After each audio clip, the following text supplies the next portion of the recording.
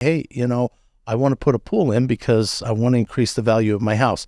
And that's not always the right thing to do. In many cases, pools are what sell houses. Do you agree with that? Sell-ability. That's exactly right. It's not so much the value that it adds, it's just it makes it more attractive, right? It does. Yeah. And on top of that, pools and spas are the sellers. And quite often people say, well, should I put a jacuzzi in? And the answer is yes. You can have a very nice pool, and if there's not a jacuzzi, a lot of times that makes It turns off the less buyers.